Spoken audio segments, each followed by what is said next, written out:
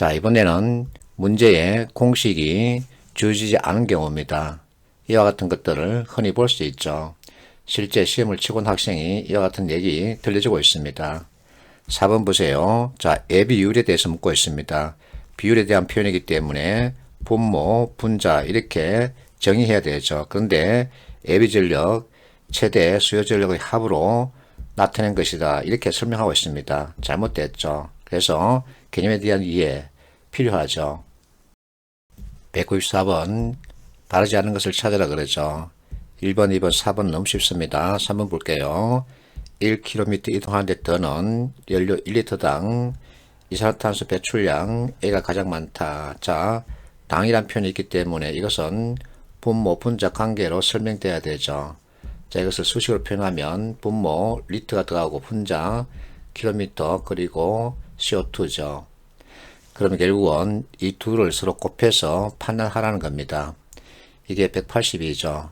자, 이것은 195 곱하기 C 마이너스 이것의 절반값을 계산하면 되죠.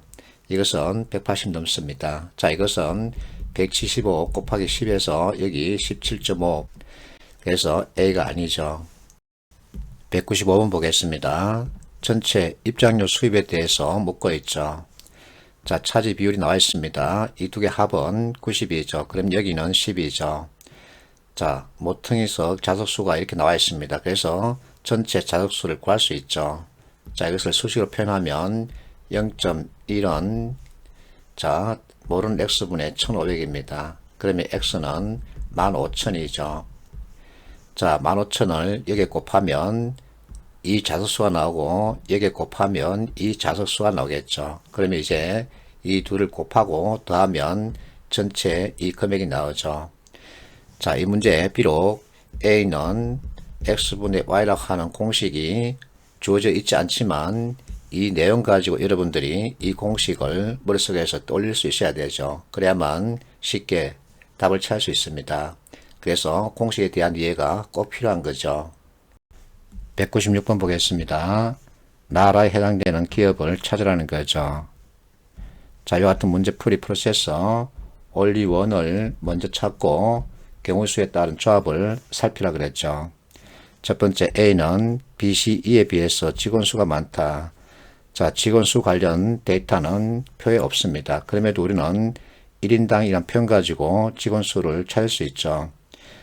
자, 이것을 수식으로 표현하면 N분의 영업이익입니다. 그래서 결국은 이렇게 불하는 얘기죠. 자, 여기 대비시키면 25 정도 되고 여기 10 미만이죠. 여기는 10 이상이고 여기는 30 이상이죠. 여기는 15 이상입니다. 근데 경우수를 잡으면 너무 많습니다. 그래서 넘어가기로 하고 두 번째 C는 BDE에 비해서 평균 연봉 대비 직원 1인당 영업이익이 적다. 그러면 이것이 분모에 들어가야 되죠. 결국 같은 형태 분수로 보라는 얘기입니다. 이것도 역시 경우수 조합이 너무 많죠. 그래서 세 번째 넘어갑니다. A, B, C 영업이익을 합쳐도 D의 영업이익보다 적다. 그러면 이것을 보라는 얘기죠. 가장 큰 것이 가입니다. 83,600이죠. 이 세 개 더하면 이것보다 적죠. 그리고 이것을 끼우면 커지게 되죠. 그래서 세 번째 조건 가지고 가를 D로 확정할 수 있고 마를 E로 확정할 수 있습니다. 자, 마지막에 E는 B에 비해서 직원 1인당 영업이익이 적다. 자, E 잡았습니다. 그래서 이걸 잡으면 자, 큰 것이 두 개 나오죠. 그렇다면 나는 B로 확정할 수 있는 거죠. 자, 이제는 선택지 보면 됩니다. 자, 나에는 B가 잡혔습니다. 표시하고 자, 라에는 무엇이 들어갈지 모르지만 어쨌든 D가 들어가서는 안 됩니다. 그리고 E도 들어가서는 안 되죠. 그리고 3번 같은 경우 B가 나에 들어가야 하기 때문에 안 되죠. 그래서 답은 1번이죠.